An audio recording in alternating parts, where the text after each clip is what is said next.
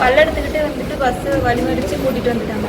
கூட்டிகிட்டு வந்து அவங்க பையன் வீட்டில் போயிட்டு அந்த பையனையும் என்னையும் போட்டு அடிச்சுட்டு தாலி அறுத்தாக வீட்டில் இருக்கவங்களை கூப்பிடுன்னு சொல்லி தாலியெல்லாம் அறுத்து வாங்கிட்டாங்க. தாலி மெட்டி எல்லாத்தையும் வாங்கிட்டாங்க.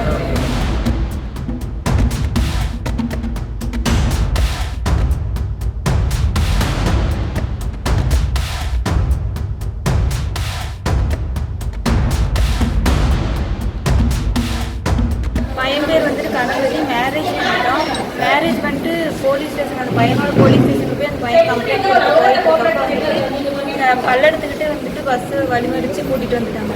கூட்டிகிட்டு வந்து அந்த பையன் வீட்டில் போயிட்டு அந்த பையனையும் என்னையும் போட்டு அடிச்சுட்டு தாலி மெட்டியெல்லாம் கழட்டி கொடுத்தா தான் வந்து உங்கள் வீட்டில் இருக்கவங்களுக்கு ஃபோன் பண்ணி வர சொல்லுவேன் அப்படின்னு சொல்லி ஏதோ சாப்பிட்றதுக்கு சொல்லி கொடுத்தாங்க. சாப்பாடு வந்து எங்கள் 2 பேர்த்தையும் சாப்பிட சொல்லி மிரட்டிகிட்டே இருந்தோம்.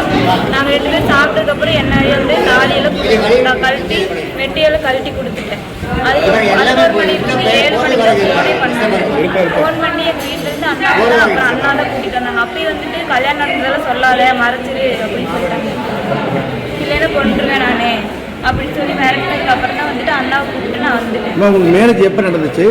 இப்போ ஏதோ கோயம்புத்தூர்லேருந்து வரப்போ தான் வண்டி சேஸ் பண்ணி பிடிச்சதா சொன்னாங்க. ஆமாம், கோயம்புத்தூர்லேருந்து வந்தோம்னா கோயம்புத்தூருக்கு வரப்போ பல்லடத்துல தான் பிடிச்சிட்டாங்க. எப்போ மேரேஜ் ஆச்சுன்னா?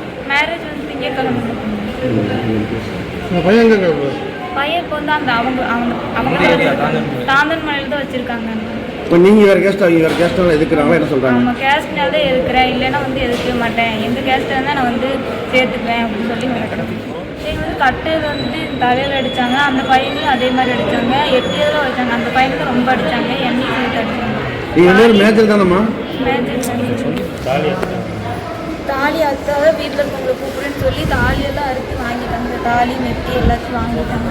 அவங்க வீட்டில் இருந்து இது மாதிரி ஸ்கூல்ல இருந்தே லவ் பண்ணிட்டு இருந்திருக்காங்க. இந்த மாதிரி பொர்னி ஸ்கூலில் தான் படிச்சுட்டு இருந்தாங்க. தம்பி வந்து இடையில டிஸ்கன்யூ பண்ணிட்டு ஃபைனான்ஸில் ஒர்க் பண்ண போயிட்டான். தங்கச்சி வந்து இப்போ பிகாம் செகண்ட் இயர் படிச்சுட்டு இருக்காங்க. 2 பேரும் இப்போ வந்து திங்கக்கிழமை அன்னைக்கு மேரேஜ் பண்ணியிருக்காங்க. எல்லாரும் லவ் பண்ணிட்டு இருந்தனால திங்கக்கிழமை அவங்க சைடு ஃபோர்ஸ் பண்ணும்போது முடியல அப்படிங்கிற பட்சத்தினால திங்கக்கிழமை வந்து ஃபோர்ஸ் பண்ணி 2 பேரும் கல்யாணம் பண்ணிட்டு வந்துருக்காங்க. கல்யாணம் பண்ணிட்டு இப்போ ரிட்டர்ன் வர ஸ்டேஜில் தோகமனையில் கம்ப்ளைண்ட் பண்ணலாம் அப்படின்னு சொல்லிட்டு 2 பேர் போயிருந்துருக்காங்க. போகிற வழியில் இப்போ பல்லடத்துலேயே வந்து பையன் வீட்டார்கள்லாம் வந்து எப்படி ட்ரேஸ் பண்ணாங்க ட்ரேஸ் பண்ணி பிடிச்சி அவங்க எல்லாத்தையும் அடிச்சு இழுத்துட்டு போயிட்டு தாந்தோணை மலையில அவங்க சித்தப்பா வீட்டில் வச்சு எல்லாத்தையும் அடித்து சட்டையெல்லாம் கிழிச்சு தாலி எல்லாத்தையும் பிடுங்கி இது பண்ணி வீட்லேயே அரெஸ்ட் பண்ணி வச்சுட்டாங்க. காலையில் கொண்டு போன காலைல 8 மணிக்கு கொண்டு போனேன். சாயந்தரம் இப்போ 8 மணிக்கு தான் எனக்கு நியூஸ் வந்து இப்போ நியூஸ் வேலை செஞ்சுருக்குமா நியூஸ் வந்ததுனால தெரிஞ்சு போய் கூப்பிட்டாங்க. இப்போ பையனை வந்து வீட்லேயே அரெஸ்ட் பண்ணி வச்சுட்டு விட மாட்டேங்கிறாங்க. எப்படியாவது பையனை மட்டும் காப்பாற்றி கொடுக்கணும். இது மாதிரி கேஸ்ட் ரிலேட்டடான ஒரு தாண்டி தான் இன்டர் கேஸ்ட் ஜாதி இருந்துச்சுனால விட மாட்டேங்கிறாங்க. பையன் வீட்டு சைடு வந்து ரொம்ப ஹார்ஷா பிஹேவ் பண்றாங்க.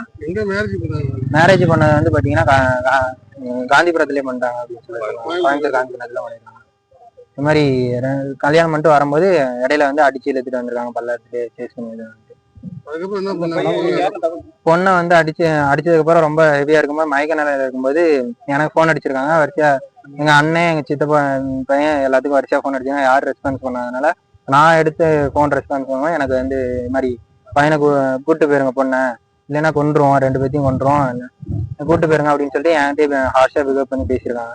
அதனால சரி என்னன்னு சொல்லிட்டு பாக்கலாம்னு சொல்லிட்டு அம்மா வந்து கூப்பிட்டு வரும்போது இது மாதிரி பாப்பா அடிச்சு நின்று தாலி இதெல்லாம் பிச்சு நின்று ரொம்ப அலங்கோலமா நின்று இருந்தாங்க. கூப்பிட்டு வந்து ட்ரெஸ் எல்லாம் மாத்தி கூப்பிட்டு வந்து அட்மிட் பண்ணிட்டு இருக்கோம். இங்க காந்திகிராம ஜிஹெச்ல.